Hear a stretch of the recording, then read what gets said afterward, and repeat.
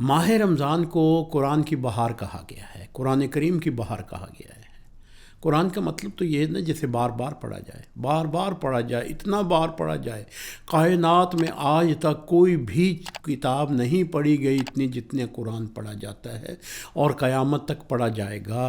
اور ماہ رمضان میں اس کی اہمیت جو ہے وہ ایک ایک لمحات جو ہے، ایک ایک لمحہ آپ کا خداوند کریم کے تقرب میں گزرتا ہے، اس کے قرب میں گزرتا ہے۔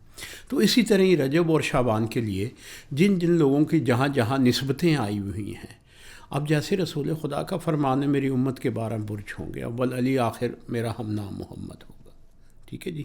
اسی طرح قرآن کریم میں کہ ہم نے قرآن میں تمہاری نسبتیں ٹھہرا دی گئی ہیں۔ اب کسی کا تذکرہ سورہ فاتحہ میں ہے، کسی کا تذکرہ سورہ حمد میں ہے، کسی کا تذکرہ سورہ آل عمران میں آ رہا ہے، کسی ہر شے کا، کیونکہ قرآن ہدی للناس ہدایت ہے انسانوں کے لیے جی۔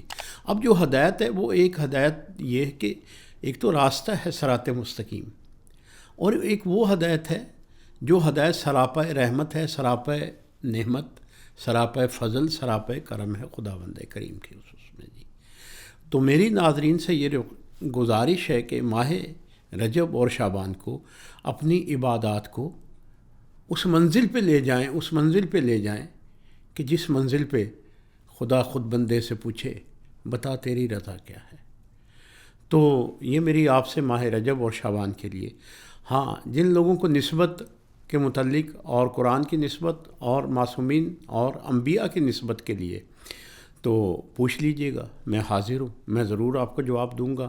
اور یہ 2 ماہ تو میرے لیے بھی عبادت اور آپ سے دعائیں لینے کا مہینہ ہے یہ جی۔ 2 مہینے کیا، ماہ رمضان تک آپ سے دعائیں لینے کے لیے میں بھی ہمتن گوش ہوں جی۔